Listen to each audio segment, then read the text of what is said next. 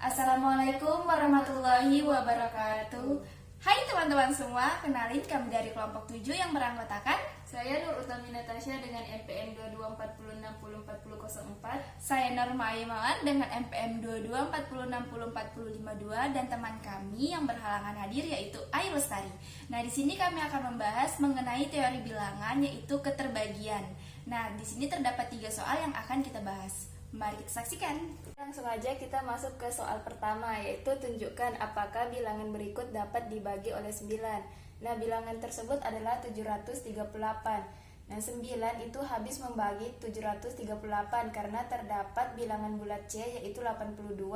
Apabila 9 dikali 82 itu menghasilkan 738. Nah, 9 habis membagi 738 karena terdapat angka 82. Sedemikian sehingga dipenuhi 738 itu sama dengan 9 kali 82. Ini kita akan membahas nomor 2 yaitu apa yang dapat Anda simpulkan jika A dan B adalah bilangan tak negatif sedemikian sehingga A dapat membagi B dan B dapat membagi A.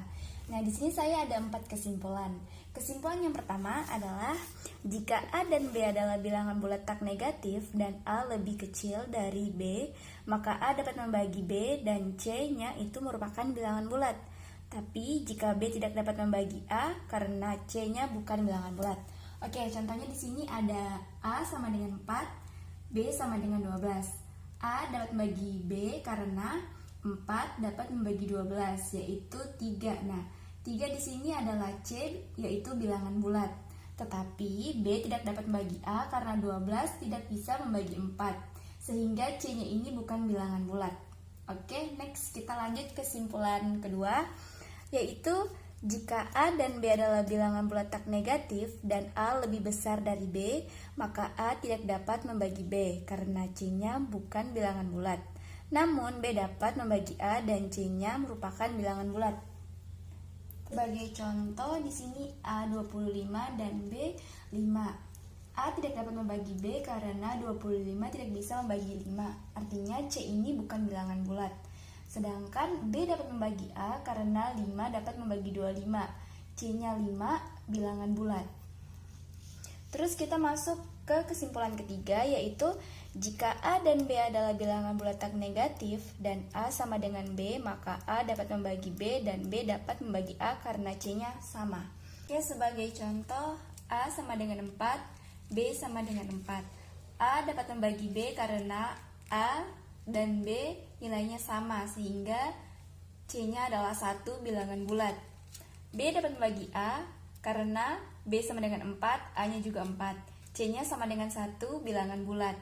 Artinya keduanya di mana A dapat membagi B dan B dapat membagi A yang dihasilkan dengan hasil yang sama.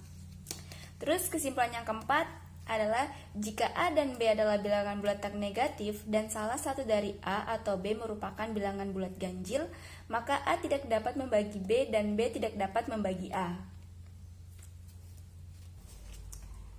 Sebagai contoh, A sama dengan 4, B sama dengan 9.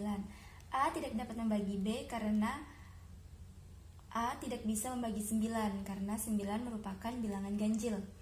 B tidak dapat membagi A karena 9 tidak dapat membagi 4 karena 9 merupakan bilangan ganjil sehingga tidak dapat dibagi. Baiklah, kita akan masuk ke soal nomor 3.